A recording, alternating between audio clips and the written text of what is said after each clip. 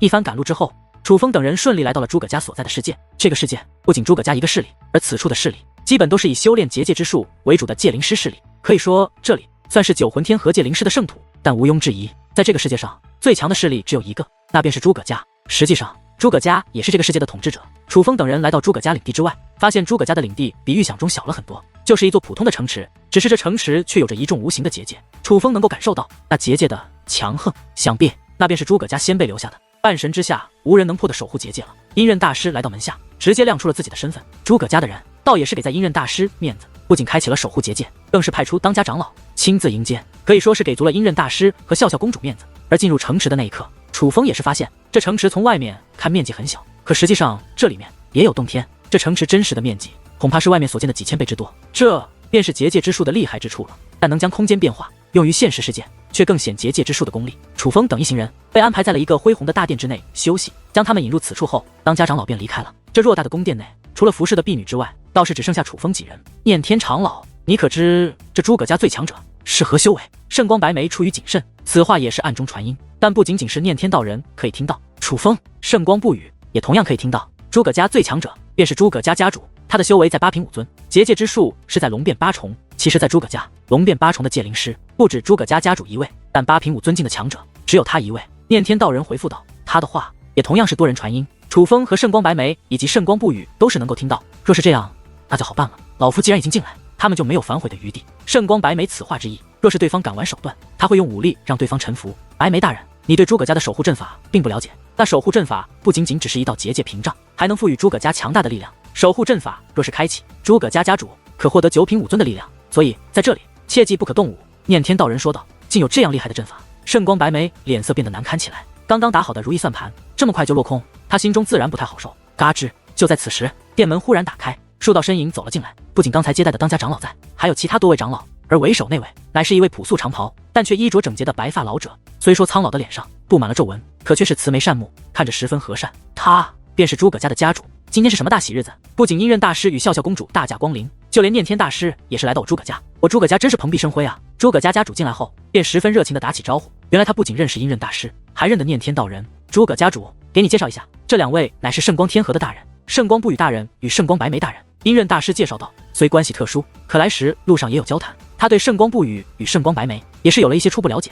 圣光一族吗？莫说诸葛家家主，就连诸葛家的其他人也是开始认真打量圣光白眉与圣光不语。毕竟不管怎么说，圣光一族都是圣光天河统治者，其他家族他们没听过，可圣光一族自然是听过的，甚至他们还曾与圣光一族的顶尖强者打过交道。只是眼前这2位，他们之中并没有人认得，但能与念天道人还有阴刃大师、笑笑公主同行，他们也下意识地意识到这2位应该并不简单，不必拿这种眼神看我们。你们现在还不了解我们，但以后你们会了解的。圣光白眉说话间，一股淡淡的威压释放而出。感受到圣光白眉的威压，诸葛家众人脸色皆是有所变化。他们显然没有想到圣光白眉拥有如此实力，8品5尊，他整个诸葛家也只有家主一人拥有这样的修为，就算放在9魂天河也是顶尖存在。他们没有想到圣光天河会有这种存在，毕竟圣光玄烨也只是失敬。诸葛家家主笑着对圣光白眉与圣光不语再度施以一礼，只是简单的威压便让他们意识到如今的圣光天河已是不容小觑。至于这位小友，阴刃大师说话间便要介绍楚风。楚风小友，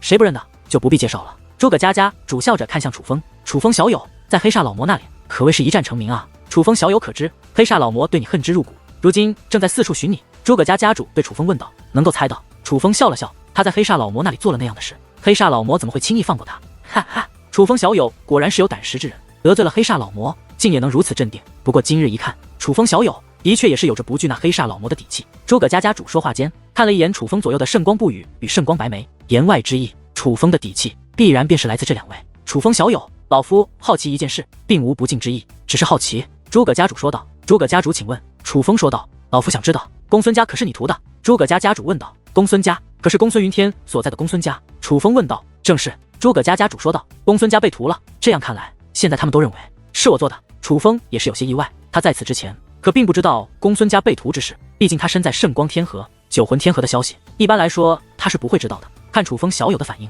便知道此事与你无关。其实关于此事众所纷纭，倒没有定论，但是现在猜测最多的便是猜测乃你所为，毕竟你与公孙家冲突最大，且招亲大会结束，公孙家便被屠了，这一切确实巧合了一些。诸葛家家主说道。我楚风身正不怕影子歪，做过就是做过，没做过就是没做过，不过我的仇家本来也不少，也不怕多出1、2个了。楚风说道。好，果然是有胆识的年轻人，老夫欣赏你。诸葛家家主露出赞赏的目光，但他们并没注意到，谈论公孙家的时候，笑笑公主的目光却是有些回避。诸葛家主，其实我们此次前来是有事相求的，我也就不兜圈子了。楚风小友想借用司徒齐大人留下的传承大阵一用，阴刃大师说道。他此话一出，诸葛家众人脸色皆是或多或少的有所变化，此处的气氛顿时变得不太对劲。通过这样的反应，楚风等人都能感觉到念天道人之前所说属实，诸葛家对那传承大阵的确极为看重。阴刃大师，这样说来，楚风小友是你弟子了？诸葛家家主问道。诸葛家主说笑了，老夫哪有这个运气，能收楚风小友为弟子？阴刃大师说道。阴刃大师，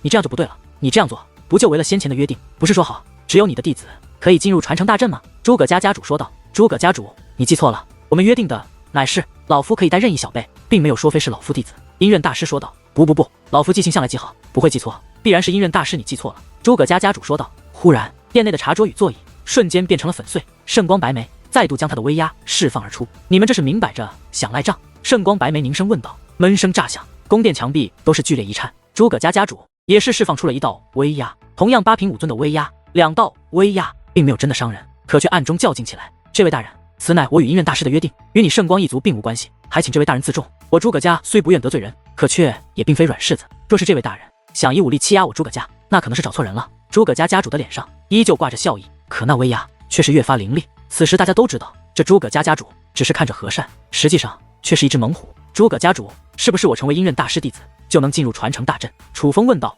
听闻此话，诸葛家家主将那笑眯眯的目光投向了楚风。不可，必须真的是阴刃大师弟子才可以进入，这是之前定好的约定。若是现在拜师，那便是为了进入传承大阵才拜师，并不是真的想成为阴刃大师弟子，这便是破坏了约定。诸葛家主说道。此人真是可恨，明摆着就是不让进。此时就连向来少言寡语的羽纱都是忍不住咒骂起来。老夫知道你们诸葛家有守护阵法，老夫今日奈何不得你们，但你若觉得我圣光一族还是当初的圣光一族，可以任由你们轻视，那你们便错了。老夫将话放在这里，今日你们若是兑现诺言也就罢了，若是非要耍赖，我圣谷定要你们后悔。圣光白眉剑眉倒数，整座宫殿的抖动都越发强烈，一股寒意也是席卷开来，他的怒火已是充斥了整座大殿。感受到圣光白眉的怒意，诸葛家众长老也是有些慌了，他们已然意识到如今的圣光天河与他们了解的应该已然不同，他们不确定眼前之人他们是否可以得罪。就连诸葛家的脸色也是发生了变化，他终于收起了笑容，目光凝重的重新打量起圣光白眉。只是一番打量之后，他却说了2个字：奉陪。奉陪。诸葛家家主此话一出，圣光白眉气得咬牙切齿，可却又不能发作，毕竟他知道就算动起手来，他也不是诸葛家的对手，所以只能忍着。只是这种气到怒火攻心却还要忍着的感觉实在太过难受了一些，他的那个模样倒是让人有些心疼。毕竟现在不讲理的并非圣光白眉，而是这诸葛家，是这诸葛家言而无信。诸葛家主，希望你能履行诺言，只要你能让楚风进入传承大阵，我愿将此物赠与诸葛家。就在此时，迟迟没有说话的笑笑公主开口了，她的时候掌心出现了一颗珍珠大小的黑色果实。看到那颗果实，楚风以及念天道人包括圣光白眉皆是神色一动，诸葛家的人更是双眼放光，就连诸葛家家主的目光也是变得精彩起来。但那不是寻常的果实，它散发着一股淡淡的植物香气，明明就是植物果实，可却蕴藏着极为磅礴结界之力，那是一件结界宝物。如果说修武者增强实力的丹药是禁药，那么这颗黑色果实便是能够增强界灵师实力的禁药，但它的力量远不止如此。总之，它能在短时间内给予界灵师极大的帮助。公主大人，您不必如此，诸葛家本就应当履行承诺，我们无需与他们商量。阴刃大师此话说完，便看向诸葛家家主。诸葛家主，咱们相识多年，我希望你能履行诺言，否则咱们的关系也就要到头了。阴刃大师言辞凌厉，他的态度第一次变得如此严肃，可诸葛家主却淡淡一笑。阴刃大师，咱们的关系都这么多年了，你说这样的话可就让老夫伤心了。不是老夫不履行诺言，的确是你记错了，我总不能破坏了约定吧。诸葛家主面露为难，但目光最终却落在笑笑公主手中那颗黑色果实上面。笑笑公主，这颗界神树黑果可是世间稀有之物，很难寻找的，你这颗可否让老夫看一下？诸葛家家主言外之意，他要验证一下真假。放心吧，绝对是真的。笑笑公主将那颗所谓的界神树黑果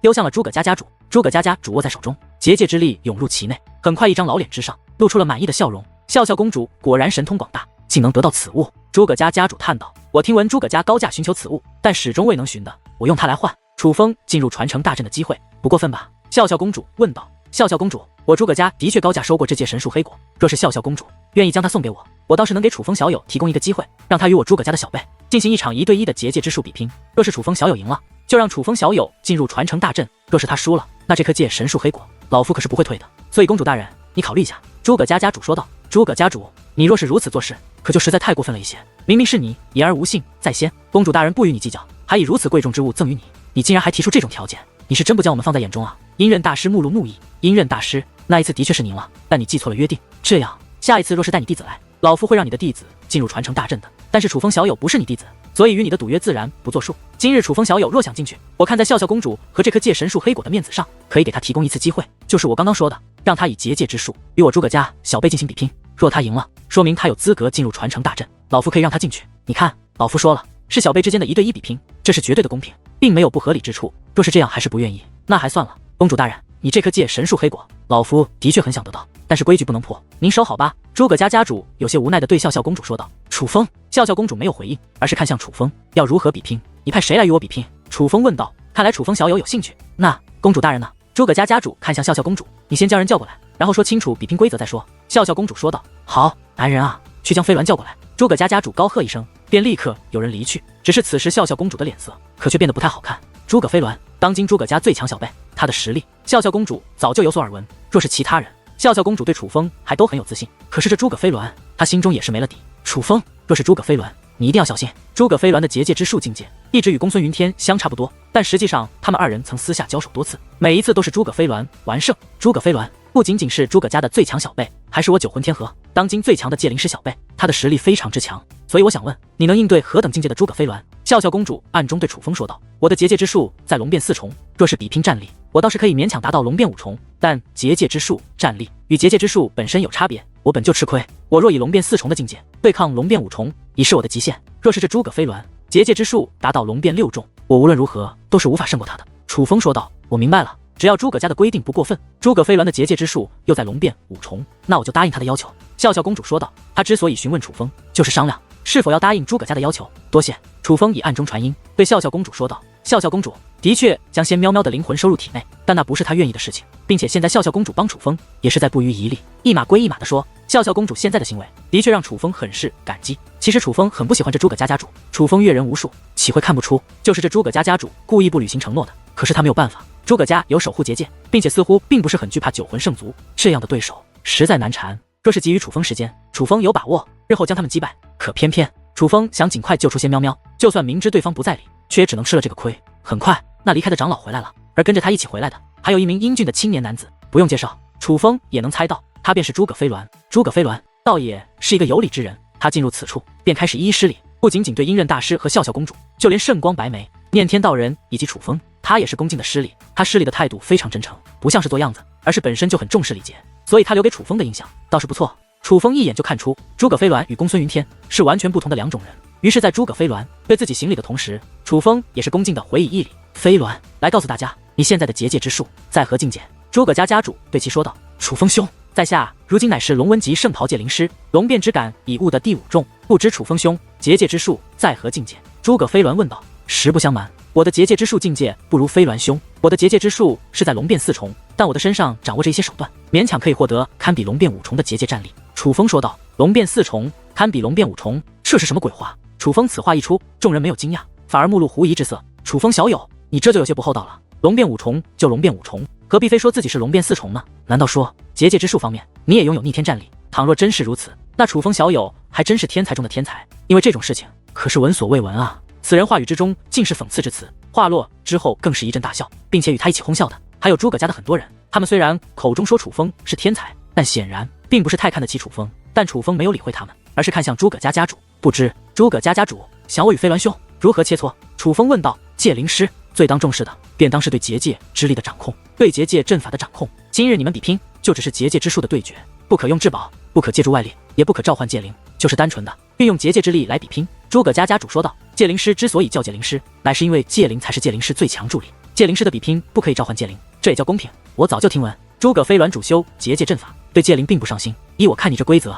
就是为诸葛飞鸾而定，根本就不公平。笑笑公主发出质疑。笑笑公主大人，规则由老夫来定，若是公主大人觉得不满意，或者楚风小友觉得不满意，老夫是不会改的，现在退出切磋还来得及。诸葛家家主笑眯眯的对笑笑公主说道。你继续说。此时楚风说道。诸葛家家主的蛮不讲理，楚风早就见识过了，他不想与其纠缠，对于这种人讲道理是讲不通的，只能用实力让其屈服。为了以防作弊，你们需要进入此屋之中，此物乃可防止你们偷偷使用宝物，可以保证绝对的公平。诸葛家主说话间，一只透明的玻璃碗出现在其手中，随后他冲着大殿的空地随手一丢，玻璃碗便落在了地上。落地之后，看着脆弱的玻璃碗，不仅未碎，且还增大了几万倍，并且一道结界门也是自玻璃碗之外浮现，且实际上此碗内部的空间可远比外面看到的要大得多。显然，这是一个空间宝物。楚风率先踏入其中，在其中感受了一下，才走了出来。他是故意的，因为刚刚诸葛家主说了，不可以使用结界至宝。可楚风提升结界战力，除了自身的结界血脉外，九龙圣袍也是其中之一。九龙圣袍乃是至宝之列，若是九龙圣袍的力量不能使用，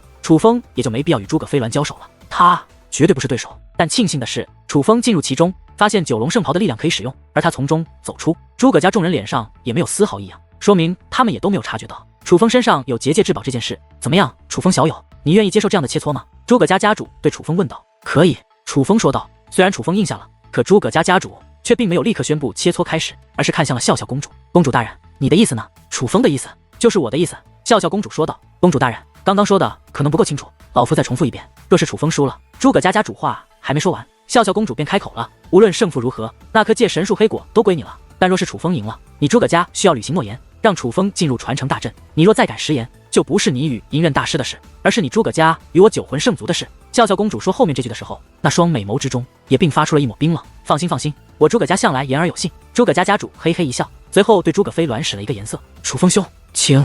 诸葛飞鸾率先踏入那空间宝物之内，而楚风也是紧随其后的踏入其中。楚风兄，需要给你时间布置阵法吗？见楚风进入，诸葛飞鸾没有直接动手，而是对楚风询问道。不用了，我们直接交手吧。楚风说道。楚风兄，来者是客，你先请。诸葛飞鸾客气地伸出手掌，示意楚风先出手，他再出手。他倒是很有君子风范。得罪了。楚风说话间，双掌叠加，一道结界法印捏出。与此同时，大地震颤，磅礴的结界之力便如潮水一般自楚风体内喷涌而出。结界之力喷涌的同时，更是化作一只巨龙向诸葛飞鸾撕咬而去。那巨龙栩栩如生，宛如真龙一般。明明只是结界之力，可其所散发的威势却是达到了5尊境。这小鬼！楚风这一出手，原本一脸轻松的诸葛家众人顿时变得认真起来。正所谓行家一出手，便知有没有。他们都是界灵师，岂会看不出其中的门道？楚风释放出的结界之力是纯粹的结界之力，释放之前没有过任何修饰，而能如此快的形成完整的阵法，便是楚风对结界之术的掌控力了。震遁！就在楚风出手之后，诸葛飞鸾单手捏诀，随后右手冲着虚空一挥，同样磅礴的结界之力释放而出。那结界之力释放之后，也是瞬息之间就化作一道阵法。那是一道透明的屏障阵法，宛如一道巨大的玻璃，却封锁了四周的空间。那屏障阵法几乎阻挡住了攻向诸葛飞鸾的所有空间，想要碰到诸葛飞鸾，就必须将那巨大的屏障击碎才行。眨眼间，楚风的巨龙阵法已是来到了那屏障阵法之前，可并没有立刻挥动龙爪击向屏障阵法，而是一个转身后，巨大的龙口猛然张开，那巨龙口中竟喷出吐息，那吐息的威力比起肉身还要强横。阵中阵，好手段啊！看到这一幕，圣光不语都忍不住拍手叫好，不愧是楚风少侠。圣光白眉更是看得喜笑颜开，仿佛已经忘记了之前的不快。可是很快，他的笑容便凝固了。他惊愕地发现，楚风巨龙阵法喷出的吐息明明那般强横，可落在诸葛飞鸾那屏障阵法上面，那屏障阵法竟没有任何破损，反而那屏障阵法开始以极快的速度向楚风压迫而去。就连巨龙阵法与屏障阵法接触之后，也是尽显挣扎，不断挥舞的龙爪同样无法伤及屏障阵法分毫。糟糕！此时莫说旁人，就连楚风心中也是大惊。楚风发现诸葛飞鸾的结界战力以及结界之术都非常之强，那看似寻常的屏障阵法，实际上攻防一体，十分强大。若是任由其压迫而来，莫说自己的巨龙阵法会被压成粉碎，自己也必败无疑。虽说楚风依靠结界血脉，九龙圣袍强行将结界战力提升到堪比龙变5重，可实际上只是战力接近。结界之术方面，楚风实际上还相当于停留在龙变4重。现在楚风完全是靠着结界战力来与龙变5重的诸葛飞鸾交手。之前遇到的界灵师较弱，楚风都能轻松应对，可这诸葛飞鸾太强了。他不仅结界战力本身不弱于楚风，他的结界之术更是十分精湛。他乃是真正的界灵师天才。面对这样的诸葛飞鸾，楚风简直找不到抗衡的办法。难道我今日要败在此处？难道我今日要败在此处？不，我不能败！忽然，楚风眼中涌现出一抹决意，紧接着他双手叠加，不仅磅礴的结界之力一重一重的不断自其体内释放而出。如果说那结界之力是千军万马，楚风便是掌控着千军万马的主宰，一眼望去十分威风。紧接着，就连那巨龙阵法也开始蹦碎瓦解。巨龙阵法并非是被诸葛飞鸾的屏障阵法摧毁的，而是楚风自己瓦解的。瓦解之后的巨龙阵法，在楚风的调控下，化作残存的结界之力，涌向楚风体内。紧接着，磅礴的结界之力竟开始向楚风体内收缩。虽然没有了磅礴结界之力的加持，可楚风却显得更为神圣。若仔细看，便可以发现，在楚风的身上出现了结界铠甲，但那结界铠甲并非一层，竟然有着足足100多层，并且还在不断增加。若只是结界铠甲倒也罢了，偏偏每一道结界铠甲都再是一道可以增强实力的结界阵法，而这些阵法并不冲突，反而相辅相成。这小鬼对结界之术竟掌控到了如此地步，在场的都是界灵师，自然是都看出了楚风阵法的玄机。楚风的结界铠甲是将结界的力量加持在自己身上，单单一道的威力远不如刚刚的巨龙阵法，可是偏偏可以不断的叠加。眼下这100多道铠甲阵法威力就已经超过了巨龙阵法，并且还在以极快的速度继续叠加。眨眼间，楚风身上叠加的铠甲阵法就已经有了200多道，好强！看着楚风的手段，就连诸葛飞鸾也是目露敬佩之色。身为界灵师，他又岂会不知道楚风这样的手段是会对身体造成损害的，所以也是有极限的。普通界灵师能叠加30道已是极限，能够叠加100道的便已是天才。可是转眼间，楚风已经从200多道叠加到了300多道，并且楚风身上的阵法还在继续叠加，这也让他对楚风产生了好奇。他想看看这样叠加阵法究竟多少道会是楚风的极限。飞鸾，你还发什么愣？一道催促的声音响起，是诸葛家主。他不仅催促，眼神还十分凌厉，甚至有着几分怒色。这样的催促也让诸葛飞鸾的目光有了变化，他不再以看戏的模样看待楚风，而是开始变得凝重。楚风兄，得罪了！诸葛飞鸾双掌向前一推，那屏障阵法便向楚风冲击而去。见状，楚风也没有坐以待毙，而是脚步向前一踏，携带一身的多重阵法向那屏障阵法反掠而去。此时众人皆是睁大眼睛，不想错过二者这一次的阵法对决。转眼间，楚风已来到了屏障阵法之前，楚风双掌轰出，轰鸣四起，与那屏障阵法轰在了一处。尽管楚风这一掌使得屏障阵法剧烈颤动了一阵子，可是楚风并未能攻破屏障阵法，且也未能挡住屏障阵法。屏障阵法仍在继续向楚风所在的方向推动，这样下去，楚风很快便会被推到那空间宝物的边缘处，会被硬生生的挤压住。那样一来，楚风也就等于是败了。他竟然还在布阵，但很快人们发现，楚风哪怕已经出手，可他身上的铠甲阵法仍在不断叠加，尽管叠加的速度变得缓慢了一些，可却已然来到了400道。最可怕的是，仍在继续。楚风小友，不必苦苦支撑，你不是飞鸾的对手，还是认输吧。认输并不丢人。楚风的手段虽然惊人，可诸葛家主却不以为然，反而出言嘲讽。但是他的嘲讽也并非没有缘由。楚风的阵法虽然还在叠加，他的力量不断增强，可是对那屏障阵法还是没有任何办法。那屏障阵法太强了，尽管楚风在不断变强，不断进化，可是这就像是一只不断进化的螳螂，就算进化的再快，进化的再强，又怎么与一辆钢铁战车相抗衡？楚风的手段虽然惊人，可在众人眼中，他的败局似乎早已注定。这诸葛飞鸾还真是名不虚传。眼看着楚风不断后退，就快要被那屏障阵法逼到空间阵法的边缘处。圣光不语虽然看得心急，可却也是忍不住发出感慨。身为界灵师，他看得出来，楚风的结界之术十分精湛，寻常的天才都无法与楚风相比。可是诸葛飞鸾同样是十分利奥德的界灵师天才，若楚风也是龙变5重，他们二人自然可以一较高下。可实际上，楚风的结界之术是龙变4重，差了足足1品，这无法战胜诸葛飞鸾，也是情理之中。但若是寻常对手，楚风也许就赢了，只是奈何他的对手并不寻常，而是9魂天和最强界灵师后辈诸葛飞鸾。楚风小友，认输并不丢人，难道非要被击败才肯罢休吗？那样你不觉得难堪吗？眼见着楚风就要被逼到空间阵法的边缘处，那诸葛家主再度开口，可楚风却依然没有说话。眼下楚风身上的铠甲阵法叠加的越来越慢，不过距离500道结界阵法却已然非常接近。就在靠近空间边缘处时，楚风的脚向后一蹬，他是想以肉身来与屏障阵法进行最后的抗衡。可大家都知道这是没用的，楚风之前都无法抗衡，现在也是无法抗衡。笑笑公主将头扭了过去，这样的揪心一幕，她不忍去看，不想看到楚风像肉饼一样被那屏障阵法挤压在边缘处。可突然一声巨响传来，下一刻众人皆是大跌眼镜，楚风他竟真的以肉身将屏障阵法拦了下来。飞鸾，此次切磋关乎我诸葛家声誉，你若要手下留情，丢的可不仅仅是你自己的人，而是我诸葛家的人。见状，诸葛家主对诸葛飞鸾怒声训斥。他看得出来，楚风从始至终使用的都是结界之力，并没有一丝武力出现，所以这种情况下，他觉得楚风的不可能挡住屏障阵法，必然会被挤压下去。眼下楚风居然挡了下来，他觉得必然是诸葛飞鸾手下留情所致。家主大人，我并未手下留情，而是楚风兄他的力量突然变强了。诸葛飞鸾说道。而他此话一出，人们才注意到那屏障阵法在微微抖动。仔细观察之后，众人脸上惊容更浓。诸葛飞鸾的确没有手下留情，他催动屏障阵法的力量始终如一，只是眼下的确被楚风挡了下来，是楚风的力量突然增强了许多，强大到已是能与屏障阵法抗衡的地步，用尽全力。诸葛家主催促道。见状，诸葛飞鸾双手握紧，法诀产生变化，随后那屏障阵法竟从透明之色变成了黑色。如果说之前的屏障阵法如同玻璃墙体，那么现在屏障阵法便像是一道铜墙铁壁，而它的威力也是得到了极大的提升，翻了足足3倍不止。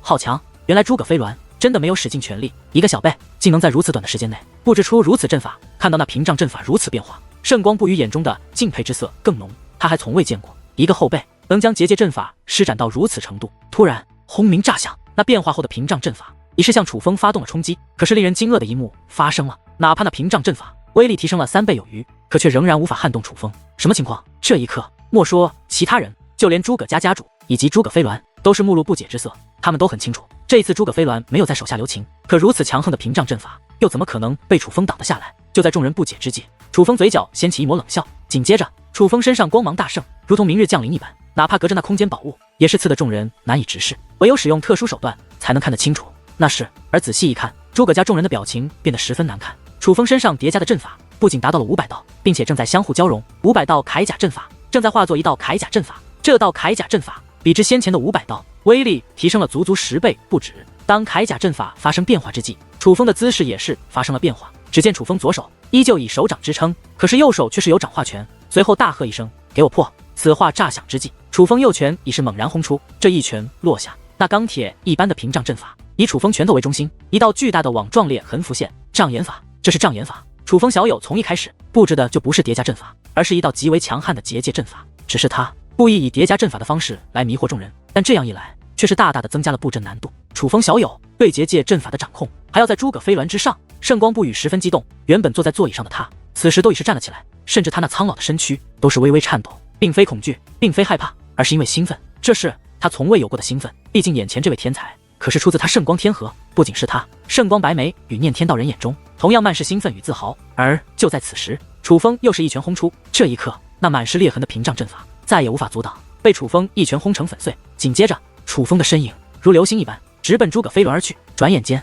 楚风已是来到了诸葛飞鸾近前，但是楚风的拳头并未轰向诸葛飞鸾，而是在他的面门前停了下来。飞鸾兄，你若认输，这场切磋到此为止。楚风对诸葛飞鸾说道。他早就看出诸葛飞鸾并不坏，反而十分友善，先前切磋已是多有相让。对于这种人，楚风也愿意点到为止。可谁曾想，对于这样的楚风，诸葛飞鸾没有一丝恐惧，反而在其眼中涌现出了一抹惭愧。楚风兄，你的结界之术在我之上，我诸葛飞鸾不如你，但今日一战，我诸葛飞鸾背负着家族声誉，我必须赢。楚风兄，抱歉了。诸葛飞鸾向后退了一步，紧接着双手抱拳，对着楚风师以鞠躬大礼。下一刻，诸葛飞鸾体内便并发出了更为强大的结界之力，那结界之力如潮水一般将楚风吞噬，随后直接将楚风从那对决的空间宝物内丢了出来。诸葛飞鸾，你被丢出空间宝物。楚风看向诸葛飞鸾，心中五味杂陈，因为他知道，面对诸葛飞鸾的刚刚的力量，以结界之术来说，他根本没有还手之力，他已经败了。可是他败得并不甘心，诸葛飞鸾，你好是卑鄙！紧接着一阵怒骂响起，乃是圣光白眉。不仅圣光白眉满面怒容，圣光不语、阴刃大师、笑笑公主皆是满面怒容，就连向来沉稳的念天道人也是面露不悦。按照刚才的情况，楚风不可能败，因为已经没有时间给予诸葛飞鸾布置更强大的阵法了。诸葛飞鸾之所以能够瞬息扭转战局，乃是因为他此时所散发的结界之力根本就不是龙变五重，而是龙变六重。诸葛飞鸾欺骗了众人，他并非龙变五重，而是龙变六重。飞鸾，你的结界之术竟然突破了，你可真是没有让老夫失望啊！楚风等人愤怒至极，诸葛家家主却是一脸狂喜，他那高兴到手舞足蹈的样子，就好像诸葛飞鸾真的是在刚刚突破的结界之术。但诸葛飞鸾的脸上不仅没有一丝喜悦，反而走出阵法空间后，再度对楚风施以一礼。他十分惭愧，而他的惭愧也让大家都清楚，诸葛飞鸾的结界之术绝对不是刚刚突破的，他就是故意隐瞒的，故意设套，让楚风与他切磋。这从一开始就是一场楚风必输的对决。诸葛家主真要将士做绝吗？笑笑公主看向诸葛家家主，美丽的眼眸之中寒芒四射。面对这样的目光，诸葛家的长老都不敢与其对视，毕竟这位可是9魂圣族的笑笑公主。公主大人，老夫心里知道，今日之事，公主大人以及楚风小友，还有诸位大人定会记恨老夫，记恨我诸葛家。可老夫也没有办法，传承大阵乃是司徒齐大人所留，上任家主临终之前曾嘱咐于我，一定要守住司徒齐大人留下的一切，尤其是传承大阵，非我诸葛家人不可踏入。老夫也是没有办法。诸葛家家主此话说完，冲着外面挥了挥手，店门打开，只见数位诸葛家之人守在门外，此时更是整齐的走了进来，他们手上皆是端着托盘，托盘掀开，皆是宝物。楚风小友，我诸葛家是在事有苦衷，今日多有得罪，还请见谅，这些当作是老夫对你的补偿。诸葛家家主看向楚风，他的脸上终于流露出了一抹歉意，竟然连道歉的物品都准备好了。诸葛家家主从一开始就计划好了一切，你这是做什么？打一巴掌给个甜枣吃？你觉得我们缺你这些破东西吗？这一次站出来的并非圣光白眉，而是圣光不语。且圣光不语此话说完，大袖一挥，那些端上来的所有宝物全部被掀翻在地。诸葛家主，你如此轻视我天河之人，是会有后悔的。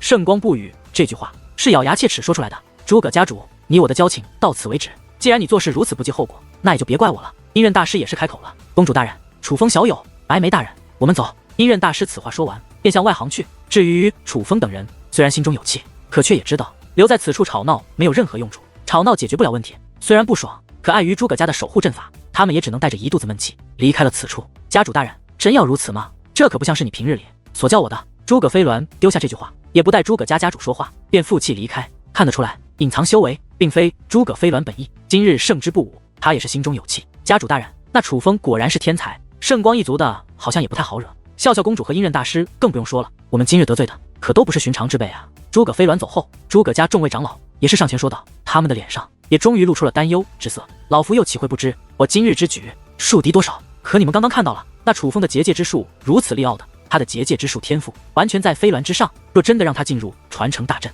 司徒齐大人留下的传承真的被他所得，那可怎么办？诸葛家家主问道。那楚风的确厉害，只是家主大人，那传承大阵飞鸾曾踏入多次，都是未能得到传承，楚风只踏入一次，也不可能得到传承吧？有人说道，让那楚风踏入传承大阵，无异于是在赌，就算他输的可能性更大，可是他输得起，而我们输不起啊。诸葛家家主此话说完，看向手中之物，那正是刚刚从笑笑公主手中所得到的界神树黑果。无所谓了，反正我们也要离开九魂天河了，就算得罪了他们，日后也不会再见了。只要能守得住祖宗留下的基业，就算愧对良心也是值得。诸葛家家主此话一出，那些长老的目光皆是有所变化，他们反而有些心疼诸葛家家主了。外人可能不了解，可他们都知道他们的家主大人背负着怎样责任与压力。此时楚风等人已经离开了诸葛家，阴刃大师为首，正在向来时的远古传送阵行去。我劝你一句，你别想溜，虽然我们拿诸葛家没办法，但是对你还是有办法的。忽然一道声音响起，是圣光白眉对阴刃大师的警告。白眉大人，你心中有怒，发泄在老夫身上何用？老夫又何尝不是一肚子的怒火？阴刃大师回道，你也不是什么好人。圣光白眉说道。听闻此话，阴刃大师则是淡淡一笑，紧接着一道暗中传音涌入楚风以及圣光白眉同行之人的耳帘，诸葛家不仁在先，也就莫怪我阴刃不义在后。楚风小友你放心，那传承大阵我必然会让你进去。他此话一出，众人皆是神色一动，就连笑笑公主也不例外。阴刃大师，你还有办法？笑笑公主问道。莫要声张，诸葛家的人正暗中观察我们呢，我们先用远古传送阵离开此处，再与你们细说。阴刃大师此话一出，就像是一颗定心丸落入了楚风等人心中。原本垂头丧气的众人顿时打起了精神，他们都能感觉到阴刃大师不像是在说笑。随后楚风等一行人进入了远古传送阵，他们刚刚进入远古传送阵，远处的天空之上便三道身影浮现，为首的是一个挥发老者，他的身后站着2名中年男子，而他们都是诸葛家的长老。长老大人，他们前往藏宝凡界了，我们要不要跟着他们？其中一位较为中年长老对为首的灰发长老问道。不必，不要小看了他们的手段，在我诸葛家的领地，他们不敢如何，但若是离开这里，那倒霉的可就是我们了。况且他们也并非我们最需要提防的，我们现在的任务是守在此处，若有风吹草动，立刻向家主大人禀告。为首的那位灰发长老说道。可忽然远古传送阵的出口处出现了多道身影，那是身穿蓝色长袍，头戴蓝色发冠的人，而他们的蓝色长袍不仅相同，并且不是寻常的长袍，乃是一种特殊的界灵长袍。长老大人，您快看，他们好像是……那位青年长老说话间拿出了一幅画卷，画卷上是一套蓝色的服饰，而画面上那服饰与传送阵出口处那些蓝袍人所穿一模一样。就在诸葛家长老认真打量的时候，那群蓝袍人之中，一个怀中抱着白猫的女子却忽然抬头，刚好将目光锁定在了诸葛家3位长老的身上。哟，这该不会是诸葛家的人吧？那女子长相妩媚，可此时的笑容却十分邪魅。糟了，快去通知家主大人！那位灰发长老脸色大变，说话间便要转身离开此地，想走。见状，那黑发女子却冷然一笑，随后只见其双眸突然从黑色变成了灰白色。哇！下一刻，虚空之上的3位诸葛家长老便化作了石像，从空中坠落而下。紧接着，这数位蓝袍人便一同动身，以极快的速度向诸葛家的方向飞掠而去。楚风等人进入远古传送阵后，并没有向新域主界行去，而是向附近一个较近的新域航去。现在可以说了吗？圣光白眉问道。不瞒诸位，我窥探诸葛家遗物已是许久，碍于与诸葛家家主的关系，才迟迟没有动手。但其实老夫多次进入诸葛家，早就暗中布下了一座传送阵法。老夫布下的传送阵法可以穿过诸葛家的守护结界，让我们潜入诸葛家。阴刃大师说道。阴刃大师，你所言属实，那传送阵法真的有效？楚风追问道。那传送阵法只能使用1次，老夫还未试过，但绝对有效。诸葛家刚刚派人暗中监视我们，想必你们也有察觉，所以我们必须假装离开。我们现在先到附近的藏宝凡界，藏宝凡界虽然距离诸葛家很近，可是本身也是界灵师聚集的地方，他们应该也不会起疑心。我们进入藏宝凡界，便立刻通过其他传送阵回到诸葛家。阴刃大师说道。就算我们能够潜入诸葛家，我们能够不被他们发现吗？毕竟他们有着那样厉害的守护结界。圣光不语提出了质疑。老夫既然能够布下，穿过那守护结界的阵法，自然也就有逃避他们侦查的方法。阴刃大师自信满满，随后他们便按照阴刃大师的计划行事。到达那藏宝凡界后，便立刻向诸葛家所在的世界返程。只是这一次出来的时候，他们不仅是从另外一座稍微较远一点的远古传送阵出来的，他们还在出来前就用阵法隐藏了身形。随后在阴刃大师的引路下，他们来到了一座平原之上，从平原之上向地底深处遁去。很快，他们便在地底深处发现了一道结界传送门。这结界传送门十分隐秘，若不是阴刃大师引路，他们绝对不可能发现这道传送门。而看到这传送门那一刻，楚风等人皆是下意识地看向了阴刃大师。如果说之前对于阴刃大师所说的传送阵，他们还有一些质疑的话，那么当看到这传送门的那一刻，他们的质疑皆是减小大半。只是看到这传送门，便知道这传送阵的不简单。这传送门并非单纯的结界之力，而是以稀有材料为根基。那材料难得就难得在具有传送的力量，这样的材料楚风还是第一次见到。诸位，将它披在身上。紧接着，阴刃大师取出几件斗篷，分别递给了楚风等人。那斗篷乃是棉麻材质，看着有些破旧，可是斗篷握在手中，楚风等人便都察觉到了这斗篷的厉害之处。这斗篷只能使用一次，但效果极佳。看好了，我这个法诀，用它来催动斗篷。阴刃大师便开始捏动结界法诀，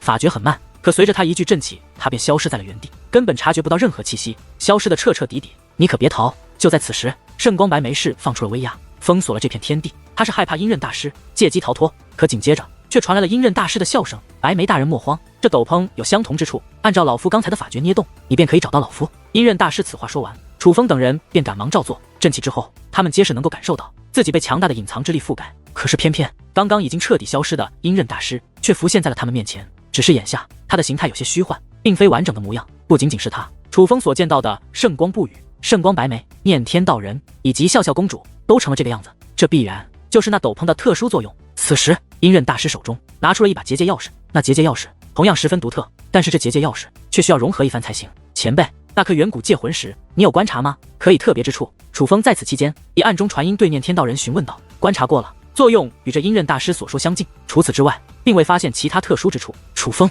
你是早就发现这阴刃大师不简单，所以很不相信他，对吗？念天道人也是以暗中传音对楚风问道。虽然没有难为阴刃大师，可其实从一开始，楚风就对阴刃大师很有戒心。之前只是不相信他，但没想到他手段如此厉害。他只是不想逃，不然我们根本困不住他。我也不知道此人是不是真心要帮我们。楚风说道。早就听闻过阴刃大师厉害，今日一见，比我预想的还要利奥的。此人的确需防。念天道人说道。防，当然要防。阴刃大师并没有从一开始就把所有事情说出来，是被诸葛家摆了一道之后，他才说出了他在诸葛家内部布置传送阵法的事情。虽然他现在是在帮助楚风，可是他之前布置传送阵法到底是要做什么，楚风等人并不清楚。总之，阴刃大师的实力以及行为都有一点捉摸不透，这种人让楚风有一种不安之感。与这种人为伍可不是什么好事。可是没办法，楚风等人现在还真就只能靠他。一阵微光亮起，阴刃大师终于将那结界钥匙融合完毕。结界钥匙刚刚插入结界门，结界门便发生了微弱的变化，但所有人都知道那结界门刚刚乃是关闭状态，而现在才真正的开启。随我来吧。阴刃大师说话间便踏入了结界门之内。见状，楚风等人不敢怠慢，赶忙就跟了过去。从传送阵法出来的时候，他们果然已经进入了诸葛家。出来的地方附近就有诸葛家之人，可诸葛家之人不仅看不到楚风他们，连他们的结界门都看不到，这让楚风等人安心下来，说明阴刃大师的隐藏手段非常有效。只是很快，楚风等人便察觉到了不对。此时诸葛家的氛围极为不对劲，不仅有人负伤，并且大批人马在长老们的指挥下整齐列队，那个模样分别是在集结兵力。诸葛家这是做什么？该不会集结兵马是要追杀我们吧？圣光白眉的语气十分嘲讽，他当然看得出来诸葛家现在遭遇的情况与他们无关，但是看到诸葛家这如临大敌的样子，他却觉得出了一口恶气。诸葛家家主那般对待他们，他巴不得有人狠狠地教训一下诸葛家。看这反应，情况似乎有些严峻。咱们刚走，诸葛家就迎来了大敌吗？阴刃大师，你可知诸葛家有何大敌？楚风问道，并未听说过诸葛家有何大敌，非要说的话，便是公孙家。可是先不说公孙家不是诸葛家对手，主要公孙家已经灭族了。阴刃大师说道，这还不简单，抓一个人过来问问即可。圣光白眉说道，白眉大人，咱们莫要打草惊蛇，他们有何矛盾与我们无关，别忘了我们的目的。也许这刚好是我们的机会。阴刃大师的意思自然是不要掺和这件事，反而趁此机会浑水摸鱼，借机潜入传承大阵。跟我来吧，我们直接去传承大阵。话罢，阴刃大师便开始引路。途中他们遇到了不少结界屏障，但是阴刃大师却是早有准备，所有结界屏障在阴刃大师面前都是不足为惧，并且他轻车熟路，简直对诸葛家的路线简直了然于胸。在阴刃大师的带路下，楚风等人终于见到了那所谓的传承大阵。只是传承大阵与楚风想象的有些不同。首先，那道结界门看着就十分寻常，只看着结界门看不出它会通往多么利奥德的地方，且那结界门是悬立在一座墓碑上面的，而那墓碑也十分普通，就像是平民百姓的墓碑一般。这样普通的墓碑本不该出现在诸葛家这样强盛的家族之中，毕竟这不符合这种强大家族的风范。只是看到墓碑上的名字，便会知道为何这结界门悬立在这墓碑之上了。墓碑上面刻写着5个大字：司徒齐之墓。但眼下楚风只是看了一眼那传承大阵，便将目光投在了其他地方，因为在这传承大阵外还聚集着数道身影。这么多人聚在此处，显然眼下他们是没机会进入传承大阵的，并且眼前的架势明显不对。诸葛家家主以及刚刚宫殿内的所有长老都在这里，诸葛飞鸾也在，但是除了他们外，还有更多的人马聚集于此。无论是老一辈还是小辈，无一例外都是诸葛家的精锐。诸葛家的阵势十分利要得，可是他们却是严阵以待，许多人都目露惊慌，尤其小一辈眼中惊慌更浓。之所以如此，自然是因为站在诸葛家对面的那些人。但相比于诸葛家浩浩荡荡的精锐人马，他们的人数显得势单力薄。他们总共只有31人，这31人身上皆是穿着蓝色长袍，头戴蓝色发冠，其中一位是小辈。这名小辈长得其实很普通，可他保持一种高高在上、舍我其谁的姿态，就宛如他是神灵。而诸葛家的众人皆是凡人，哪怕诸葛家家主也只是一介凡人。他那高傲自负的模样，与诸葛飞鸾随和儒雅的样子形成了鲜明对比。除了这个小辈之外，剩余的蓝袍人大多数都是老者模样，一看就是活了上万年的老怪物。但是为首的却是一名身材妖娆、长相妩媚的女子。这名女子并非小辈，恐怕年龄也有几千岁，但她不仅相貌十分年轻，且风韵犹存，尤其那双眼睛明明是黑色，可却具有特别的吸引力。而她的怀中还抱着一只白色小猫，那小猫十分乖巧，可楚风第一眼就看出那白色小猫的特别。最值得一提的是，这些蓝袍人他们不仅服饰相同，腰间还挂着相同的令牌，令牌上面写着司徒界灵门5个字。司徒界灵门该不会与那司徒齐有关系吧？笑笑公主看向阴刃大师，毕竟此处最了解一切的便是阴刃大师了。先别说话，静观其变。阴刃大师以暗中传音，对楚风等人说道：诸葛家家主终于肯来见我了，不过你诸葛家居然在暗中集结人马，难道还要与我们抗衡不成？那为首的蓝袍女子一边打量着自己的指甲，一边淡淡的开口，根本都没有正视诸葛家家主，不仅姿态尽显轻视，语气同样尽显轻蔑。这位大人，您误会了，我们怎敢与大人交手？只是大人先前出手，便伤了我诸葛家之人，我们诸葛家之人有些紧张也是难免的。不过既然诸位大人来自司徒界门，那自然不是敌人，只是不知诸位大人来我诸葛家究竟所为何事，还请大人告知。诸葛家家主的态度十分客气，尽管他故作镇定，但还是能够感受到他的恐惧。所谓何事？你既然知道司徒齐是我司徒界灵门之人，难道还不清楚我们来此是为何事吗？自然是要收回司徒齐留在这里的一切。为首的蓝袍女子说道：大人是要将司徒齐大人留在此处的传承阵法收走吗？诸葛家家主问道：是，这座传承阵法虽是司徒齐自愿留在你诸葛家的，可是司徒齐本身便属于我司徒界灵门，我司徒界灵门自然有权利收回他留下的东西。但是司徒齐生前也是为我司徒界灵门立下诸多功劳，我们也会尊重他的意愿，不过前提是要看你们有没有这个资格留下司徒齐的遗物。话到此处，那蓝袍女子忽然将怀中的白色小猫丢入半空，那白色小猫来到半空，竟然爆炸开来。爆炸之后，其体内释放出白色的气焰，快速的向四面八方扩散而去。眨眼间，那白色气焰已是化作一座长达10万米的巨型宫殿，浮在了这诸葛家的上空。如楚风所料，那白色小猫不过是伪装而成，它并非真正的生命体，实际上乃是一件结界至宝。而这结界至宝的名字也是一眼便映入眼帘。宫殿墙壁为透明的，里面的一切看得清清楚楚，可宫殿殿门上方的牌匾却并非透明之色，那是一块红色的牌匾，牌匾上面赫然写着小辈界斗殿3个字。这传承阵法乃是司徒齐留给后辈的，你诸葛家派出一个小辈来与我司徒界灵门的小辈切磋，若是能赢，就说明你们有资格留下司徒齐的传承，这传承阵法自然可以留下。但你们若是败了，便说明你们没有资格得到司徒齐的传承，这传承阵法我们自然是要收走。话到此处，蓝袍女子对身后那位司徒界灵门的小辈使了一个眼色，见状，那名小辈便立刻走了出来。在下司徒勾月，还请赐教。那名小辈嘴上的话语虽然客气，可是他的语气并不客气，而他的神态更是始终高傲。最主要的是，他说话之时，结界之力也是释放而出，而那结界之力的威势竟然堪比五品武尊。感受到这股气息，莫说诸葛家众人面露难堪，就连楚风这一伙人也是颇感意外。毕竟堪比五品武尊的结界之力，乃是龙变7重，而诸葛家最强的小辈诸葛飞鸾也只是龙变6重，这叫诸葛家如何应对？这根本不用比试，因为诸葛家毫无胜算。怎么？我看你们这个表情，似乎无法应战啊！该不会司徒齐给你们留下了那么多东西，而你们却连个龙变7重的界灵师都没有培养出来吧？那蓝袍女子看着诸葛家家主的同时，嘴角却是扬起一抹讽刺的弧度。这位大人，我诸葛家之人天赋有限，自然不能与司徒界灵门相比。我诸葛家的确没有能与这位少爷切磋的后辈。诸葛家家主说道：没关系，这场对决比的就是公平，不然免得有人说我欺负你们。看到这个没有？2个小辈进入其中，哪怕修为并不相同，可是踏入其中之后，他会将2个小辈的结界战力拉到相同的水平。蓝袍女子指着那座由白毛化作的宫殿说道。听闻此话，诸葛家众人重新打量那座宫殿，眼中皆是涌现出了一抹希望与期待。若是正常水平，哪怕诸葛飞鸾也绝不是这司徒勾月的对手。可若是真能让结界战力拉到相同水平，那他们对诸葛飞鸾还是很有信心的。毕竟大家族资源雄厚，小辈实力强，也是情理之中。但若真论天赋以及对结界之力的掌控，他们觉得诸葛飞鸾不比任何人差。若真是如此，我诸葛家倒是愿意一试。诸葛家家主也是说道。可是，在诸葛家应战后，那蓝袍女子却是淡淡一笑。既然应战了，那我也需要提醒你们一下，你诸葛家，因为我这宝物能拉平小辈结界战力的缘故，你们只需派出一位结界之术足够精湛的小辈即可。至于结界战力，其实可以忽略。虽然你们不可能赢，但至少派出一个结界之术精湛的，输的也不至于那么难看，对吧？那蓝袍女子的话语十分狂妄，简直连对诸葛家的基本尊重都没有。可是诸葛家一个个的却是面带笑容，虽然笑得有些尴尬，但却也能够看出他们对这司徒界灵门的害怕。多谢大人提醒。就连诸葛家家主对于这种毫无尊重可言的提醒，也是只能照单收下。勾月少爷，蓝袍女子看向了那个司徒勾月，司徒勾月则是直接踏入了那座宫殿之中。飞鸾，点到为止。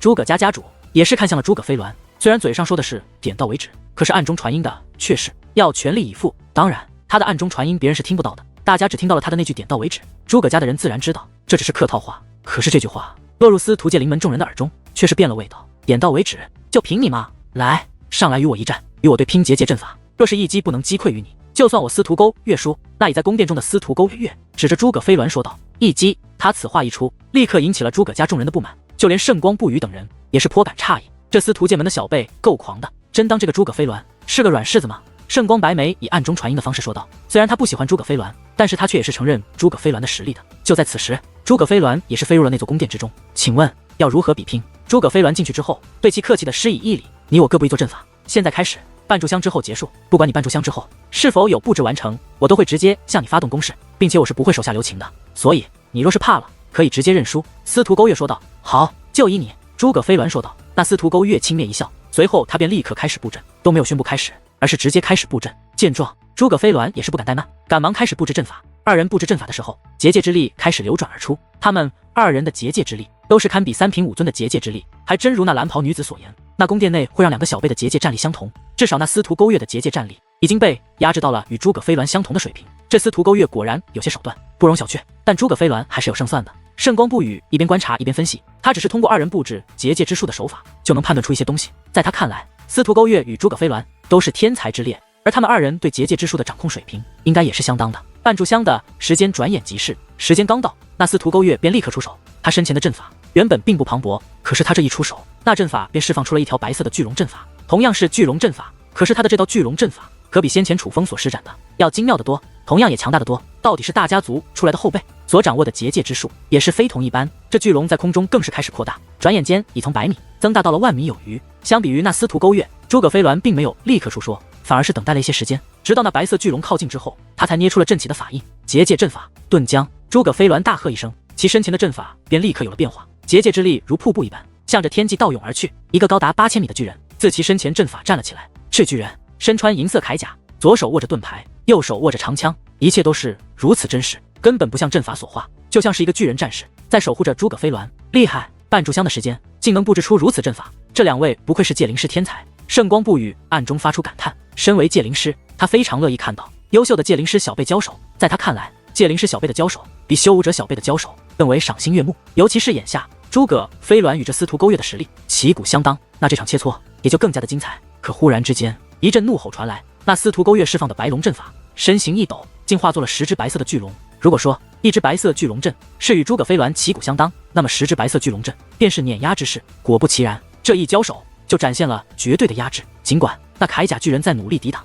可是在10只白色巨龙阵的攻势下，诸葛飞鸾的盔甲巨人很快便支离破碎。我认输。眼见不妙，诸葛飞鸾开口说道。可是他不开口还好，他一提认输2字，那10只白色巨龙阵法竟同一时间向诸葛飞鸾冲击而去。如此距离之下，他根本就是不无可避。当一切结束之时，诸葛飞鸾早已浑身是血，已是如同死人一般瘫倒在地。飞鸾看到诸葛飞鸾此时的样子，诸葛家众人皆是慌了起来，喊什么喊，还没死。可那司徒勾月却是如同提着死狗一般，将诸葛飞鸾提了起来，从宫殿走出后，直接丢向了诸葛家。此时的诸葛飞鸾的确还有意识，但伤势却也非常严重。那司徒勾月明明可以手下留情，可是他却并没有，下手十分狠毒。只是诸葛家却是敢怒不敢言。看来如我所想一样，诸葛家没有资格拥有这传承阵法。既然如此，这传承阵法我们可就收走了。那蓝袍女子说道。等一下。可就在此时，那站在宫殿门口的司徒勾月却是忽然开口，刚刚那个太弱了，本少爷还没有玩够呢，再给他们一次机会，再派出一个人来与我切磋。只要能够抗住本少爷一击，本少爷就将这传承大阵留在此处。司徒勾月说道：“一击，好，是狂妄。”圣光白眉叹道：“是狂妄，但却也有狂妄的资格。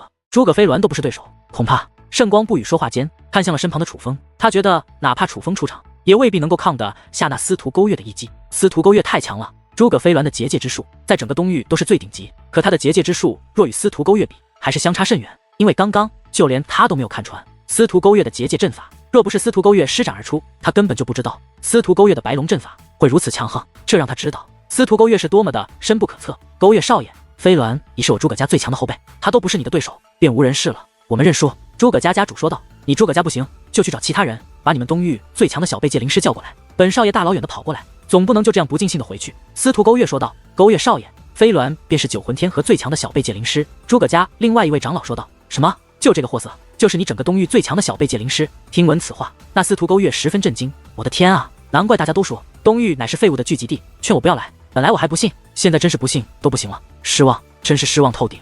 早知你们如此弱小，就算求着本少爷来，本少爷也不会来。那司徒勾月的声音十分讽刺：“前辈，将司徒琪留下的传承阵法收起来吧，这些废物的确不配拥有这传承阵法。”司徒勾月又对蓝袍女子说道：“如果说蓝袍女子只是不尊重诸葛家，那么这司徒勾月现在可就是当众羞辱了。可哪怕如此，诸葛家却也是没有一人敢说什么。而蓝袍女子也是准备布置阵法，将这传承阵法带走。等一下！”可就在此时，一道声音忽然响起。这声响起之后，在场的所有人都是神色一动。司徒界灵门的众人只是有些好奇，可是诸葛家众人却是一脸的震惊。至于笑笑公主等人，可就不是震惊那么简单了，而是惊吓，因为这开口之人乃是楚风，并且楚风说话间已经摘掉了那斗篷，露出了自己的真身。楚风，你怎么会在这里？你不是已经走了吗？看到楚风无声无息地出现在此处，诸葛家众人不由得询问起来。的确走了，但又回来了。楚风波澜不惊的回答之后，便看向了诸葛家家主。诸葛家主，你不是说你诸葛家上任家主，临终前曾嘱咐于你，无论如何都要守住这传承阵法吗？正因如此，哪怕不守诚信，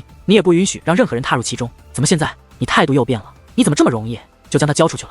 楚风对诸葛家家主问道。面对楚风的质问，诸葛家家主低头不语，脸上却也尽显羞愧。不仅仅是他，诸葛家的其他人也都是十分羞愧。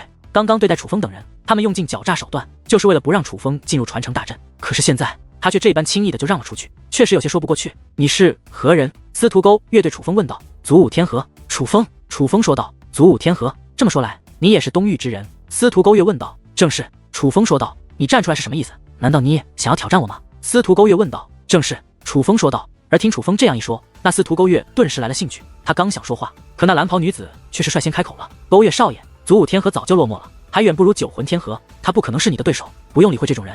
蓝袍女子说道。听闻此话，那司徒勾月不仅眼中的兴趣瞬息消散，看向楚风的目光也是变得轻蔑起来。原来是一个小杂碎，你怕是不知道本少爷的身份，居然连你这种货色也敢挑战本少爷，滚吧，滚得远远的，别碍了本少爷的眼。此话说完，司徒勾月就准备从那座宫殿的入口处离开。见状，楚风则是立刻开口：不敢应战，大可直说。而他此话一出，那司徒勾月的脚步立刻停了下来。与此同时，一股寒意自其体内释放而出，所有人都能感受到这位司徒界灵门的少爷怒了。你刚刚说什么？再说一遍。司徒勾月看向楚风，眼中寒芒四射，那种阴冷的目光，连诸葛家的长老都不敢直视，小辈更是吓得脸色发青。可楚风却面色不改，反而嘴角略带笑意。我说，你若不敢应战，可以直说，不用找这种借口。楚风说道。有趣，你这种杂碎，是谁给你的自信？司徒勾月问道。自信来源于实力。楚风说道。你可真是够自信的，这就是无知无畏吗？好，反正本少爷闲着也是闲着，你既然如此不知死活，本少也就与你玩一玩。但我丑话说在前头，你若死了，可别怪我手下不留情。怎么样，你还敢吗？司徒勾月对楚风问道。他话中之意十分明显，楚风想挑战他，不是不可以，但是他可会杀了楚风。而从他刚刚对待诸葛飞鸾的手段，大家知道他绝对说得出做得到。可哪怕如此，楚风依旧丝毫不惧。请吧。楚风说话间便准备御空而起。楚风，别去！可就在此时，又有一道身影出现，是笑笑公主。